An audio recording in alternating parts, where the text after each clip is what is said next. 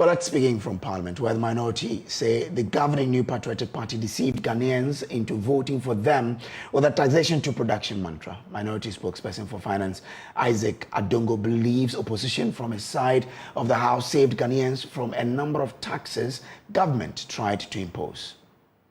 They came and they were saying they were moving from taxation to production. Mr. Speaker, I thank God that I didn't die. Otherwise, if anybody had told me today we will be imposing taxes on Ghanaians under this government, I would have said the person is a liar.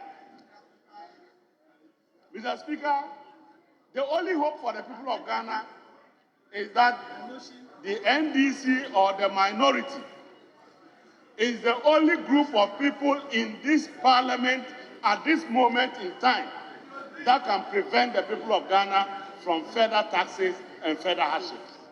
And we are going to do exactly that.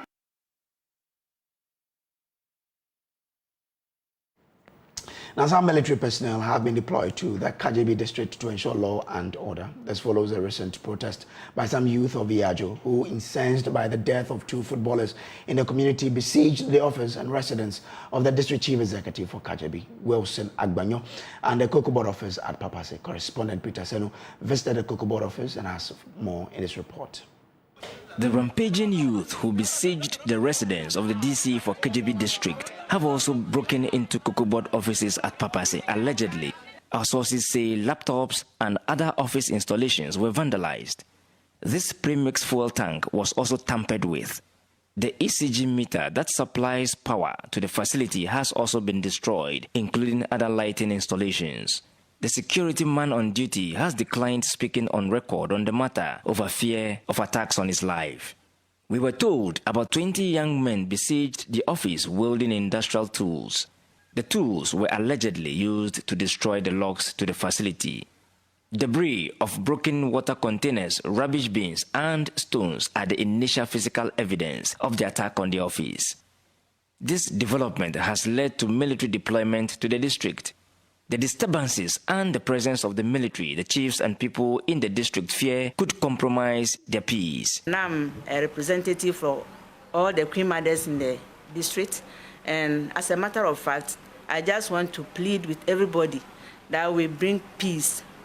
We preach peace to everybody, and then we have calm in the areas. We are not just comfortable with the military in our midst. Even the police, our children are afraid. So when they see the military, it's worse. So we are praying that we'll go around as mouthpieces of everybody and then talk to them so that at least this problem will be solved and then the military will go back as early as possible. We want to thank everybody and then the DC for the peace and the strength. And we are backing him, we are strongly supporting him, and we know that he will do his work. Kajei district have enjoyed peace since its creation. No one has ever come here with police or anything, but now military are here. This prompted us to come to the DC. It is something we're hearing, but now it is with us. As to how we manage with the DC to let their stay be as short as ever, maybe we would like them to go tomorrow. But they are going tomorrow doesn't mean there will be no problem. But whatever problem is, none want to hold forth. Where we can't, we will let the DC, we will let the security. But what we can, we will hold forth for that. Peter Senu for Joy News. Meanwhile, Municipal Chief Executive for Nkwanta South, Bright Lenwa, has bemoaned attacks taking place in his area despite the imposition of curfew. Joy News checks reveal there has been another gunshot in the area, leaving one national service person dead. Mr. Lenwa says MUSEC is doing everything possible to keep the situation under control. Somewhere yesterday, in the early hours of yesterday, I was informed by the security. One young man was on his phone on his way to farm, and unfortunately he was shot by some unknown men. If you recall, a few weeks ago, let's say about 2 months ago, They erupted some clashes between ethnic groups, some ethnic groups in and around Infanta. And since then, this issue keeps recurring. We've tried severally with the security to engage the stakeholders involved, the various leadership of the various groups to ask for ceasefire. But as we speak, we will not be able to arrive at any substantive conclusion. So we're still engaging and asking that issues have taken a new dimension. Originally, it happened or it was happening in the town, but due to the heavy deployment of security to the Infanta Township, it has taken a new dimension. Now it's happening at the outskirts of town and in nearby villages and communities, and we'll be meeting and then trying to figure out some other measures that we need or some other security strategies that we need to adopt to ensure that this thing will find a lasting solution to it once and for all. Now, the Borno East Regional Manager of the Environmental Protection Agency, Bright Anthony Dua, wants Ghanaians to adopt upcycling, a creative approach to repurposing plastic waste by transforming it into new and useful product as a way of dealing with the country's plastic waste challenge. Mr. Dua, who was speaking at a creative design and upcycling program in Techiman, said the move would also provide jobs for the teeming unemployed youth. Anna Sabet has more. Upcycling represents a variety of processes by which old products get to be modified and given a second life as they are turned into a new product. Upcycling, beyond its environmental benefits, also offers businesses a way to reduce costs and increase profitability by repurposing existing materials and products. By doing so, businesses can save on procurement costs, waste disposal costs and production costs, while also creating new revenue streams. To help empower the youth to take advantage of this innovative initiative, AgricoHub held an upcycling conference to raise awareness on the need to adopt innovative approaches towards waste reduction and sustainable living. George Anchibusiakun is the Chief Executive Officer of AgricoHub. As a hub, we see that more like a social responsibility because we believe that when it comes to waste management, it's our collective efforts. Everybody should get involved. So, and we are taking it to another level, whereby we are saying that we should be innovative about waste that we generate. And we are saying that waste management is not only about throwing the waste away, it's not only about dumping it in various dumping sites, but how we are using the various waste to produce some meaningful products.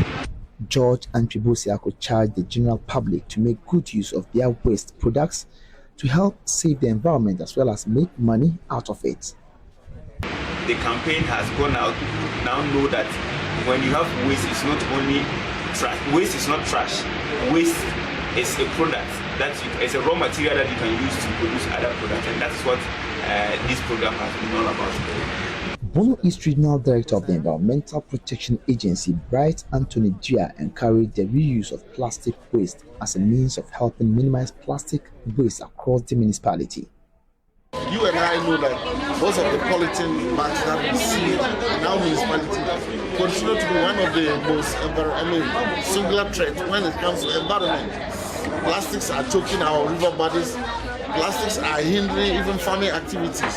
So if the youth at this stage can put some of these things into reuse, it is very, very encouraging, and it promotes sustainable development. So for us as an agency or as environmentalists, we really will encourage and promote this, because this industry will not only create jobs for the people, but it will also clean the environment. He wants the general public to segregate their waste as it will help promote organic farming, a move, he said, would help boost agricultural activities across the region. Considering our region here, where most of our waste, greater percentage of it is our waste stream, when you look at it, it's organic. If we embark on waste segregation, at least this organic could be put into proper use, compost, and this compost could also be plowed back into agriculture. And you can imagine, when we promote organic farming, the kind of money it will bring to us. So we stand a greater opportunity, and for that matter, we must educate the people and promote investors. So when investors come into the system, we really help us in a way. And that will go a long way to really solve our food security challenges. Reporting for Joy News, Anas Sabit, Teachman. A consultant endocrinologist at the Kolebu Teaching Hospital, Professor Ernest York, has called for expectant mothers to get checked for gestational diabetes during pregnancy. This, he believes, will help reduce its effect on the baby and mother. He made this call at the launch of the My Lay Diabetes book. Globally, diabetes ranks among the top 10 causes of death. In the African region, 24 million adults live with diabetes, a number projected to increase to 55 million by 2045. Addressing the press at the launch of My Lay Diabetes Doctor book, consultant endocrinologist and author Professor Ernest York indicated what prompted the release and writing of the book. I found that there are little holes in the piece and the jigsaw that make sure that, diabetes patients come out well. You've myths surrounding diagnosis, the misunderstanding over the disease condition is, the support system that are unavailable, the medications that are expensive, and, the materials that are not needed to be able to check their glucose on a regular basis.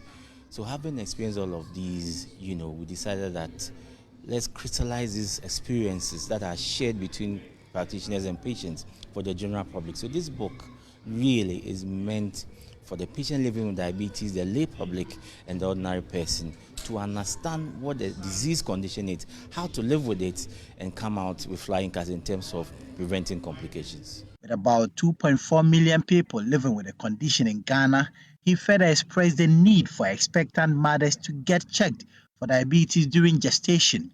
This, he believes, will help reduce the prevalence of the disease among young people. Every pregnant mother, if you didn't know you have diabetes before you became pregnant and you are at least 6 months old, ask your doctor to check your system for glucose levels. Because the black patient, the Ghanaian, is at high risk of developing diabetes. And not just the developing diabetes that we're worried about, it's the complications that come with it, both to the mother and or the baby. So patients or babies that are born to mothers who have diabetes may have big heads, early delivery, they may be prone to having cesarean section, that's having an operation to deliver the baby, and many others. So we don't want that. And babies are precious to mothers. So we're saying that let's screen you when you are pregnant at the age of 6 months if you didn't know you have diabetes. And if you do, can listen to the conversations that you have with your healthcare practitioner. As an adult who is well, at least you should check your blood glucose once a year. But let's say you come to the hospital with an emergency condition, you have been pregnant before and your sugars have been high, you've given birth to big babies, you have hypertension, you have cholesterol problems. In such persons, it is mandatory that you check for your glucose levels. You never know that what may be found, and if it is found and is treated quite urgently, it prevents complications.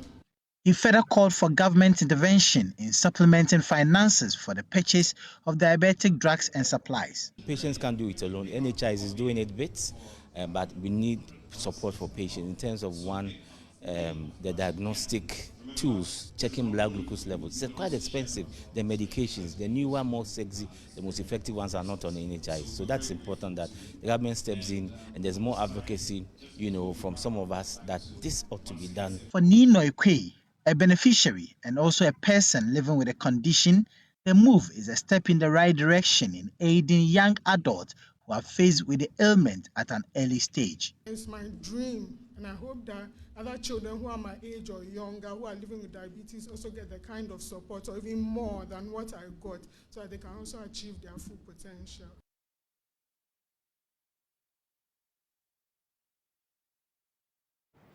Now, education stakeholders are urging the private sector and industries to support the government's effort in providing quality education, especially in rural areas. Daniel Doche, co-founder and CEO of Lead for Ghana, emphasized the importance of private sector involvement during the alumni induction and award ceremony for Lead for Ghana Fellows in Accra. Lead for Ghana is an organization recruiting recent graduates to teach science, mathematics, English, and information technology in under-resourced schools across Ghana. CEO Daniel Doche highlighted the significance of private sector collaboration in extending education to rural areas, acknowledging that the government alone cannot meet this challenge. Important that education is a collaborative effort. It is not something that can be solved by the government alone. Okay, so the private sector needs to play a very significant role in the educational sector.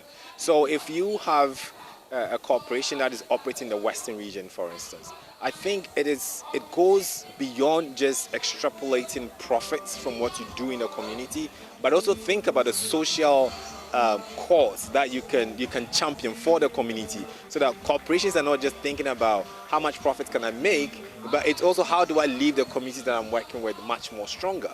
And the easiest way to do that is literally to focus on education of those communities, because once you have a better education, you have better doctors, better politicians, better CEOs, better policemen, better, so I can go on and on and on. So the point I'm trying to make, education becomes the silver bullet solution to all societal problems. Expressing concern about teacher licensure exams, Doche emphasized the need for improvement in the pass rate. If someone is not qualified to teach my child, or a child that is close to me, then that person, I would not hire that person to teach another child. Okay. So if we have a lot of individuals that are teaching our children and they can't pass this exam, it's telling us something, because you need to have a mastery of the contents that you're teaching to be a great teacher. So yeah, it's very worrisome to me that we have a lot of individuals in the classroom failing these exams. It means we have a long way to go in terms of how we recruit teachers, but how we also train and continuously train them to meet the highest standards that we need for this country. And lastly to say, if you have a mediocre teacher in the classroom, you will have mediocre students, which means you have mediocre citizens. If you have an excellent teacher in the classroom, you will have excellent students, which means you have excellent citizens. There is no magic to that. That is just a simple logical fact. Acting headmistress of Kajei Senior High School, one of the beneficiary schools, Irene Jacquelinda Atabra, expressed gratitude for the positive impact of the 2021 cohort of Lead for Ghana Fellows in Kajei Senior High School, emphasizing the need for more of such initiatives. I outlined few challenges that we face as a directorate in Kajei West, and one of them is teacher deficit. We have teacher deficit because, as you said, it's a remote place, and it's not everybody who is willing to come and stay there and work. So mostly, teachers are posted there a year or two, they want to leave, and most of them leave. So this is one big challenge that we are facing. So with the fellows, they help to make up for the deficit that we were having, though it couldn't solve all our teacher deficit problems, but they were able to make up for what we were missing. So for us, it's a very good program, and we wish it can continue and more schools will be added. Several fellows shared their experiences, shedding light on the challenges and rewards of working in rural communities. Lead for Ghana was like a platform for me to discover myself. It gave me all the opportunity that I needed to encounter with children, encounter with people that I could make a difference with. So it was a learning journey. It was a journey that I appreciate a lot. It was worth taking. Yeah. What exactly were you doing and where? Okay, so I taught English language at the Kapohin SDA JHS, which is located in Tamale. And it is one of the underserved communities because they don't have most of the facilities that they need to foster their education. But we're able to, teach with that, and we encourage the students that no matter where they find themselves, there's always a way out, and that they should just believe. Been very revealing, impactful, and exciting. Working with Lead for Ghana for 2 years has tested every part of my being as a professional, as a person, and as someone who wants to contribute to society in a meaningful way. I served as a teacher, and I was also leading educational projects at the Natriku DRC Basic School. And so I had the opportunity to collaborate with teachers and with community leaders okay, to come together, ideate, right, and come up with solutions to support the school, improve its educational standards, and create some kind of affinity between the community and the school. This is still Joy News Prime. We'll take a quick break. We'll be back with more. Kindly stay. Welcome back. Now, the Center for Legal Advocacy, Research, Education and Training, Claret, a not-for-profit organization, has, as part of its annual Christmas celebrations, brought joy to the hearts of women head porters at the La Paz market in Accra. 120 porters received headpans to help them in their work. Let's hear more about this heartwarming initiative from Claret's Programs Director, Joseph Acham. Well, at Claret, we have a number of programs. We have the Christmas for Kajei program, which we are here today to do. We have the Getting on Board program. We have the Claret Class program. We have the Club for Ghana program. We have the Clarion Call for Change program, and we have the Claret Mentorship program.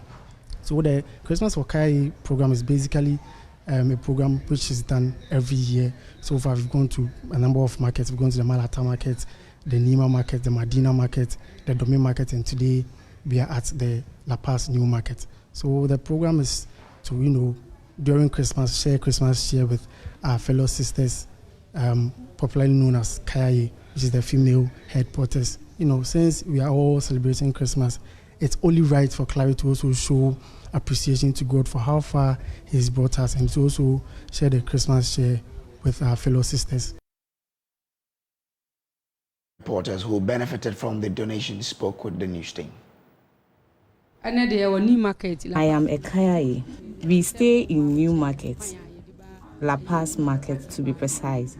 We heard they are sharing new pans, so we are here for hours. We are happy, but some of us have not gotten some. But we are happy for the help, and it is good you have come to help us.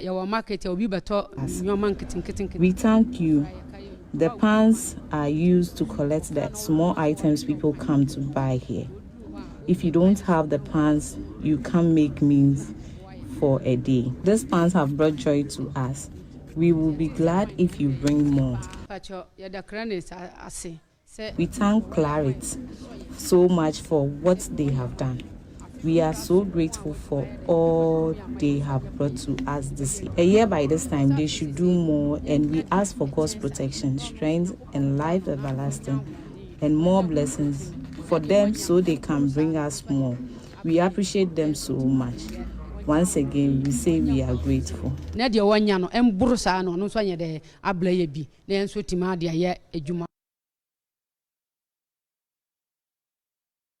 That's all in the bulletin. There's more news on myjoyonline.com. But I feel I have to say thank you to all of you for being a part of all of us throughout the year. So we are so grateful. May God bless all of us. Well, on that note, on behalf of the team, I say do enjoy the rest of your evening and the rest of the year. Good evening.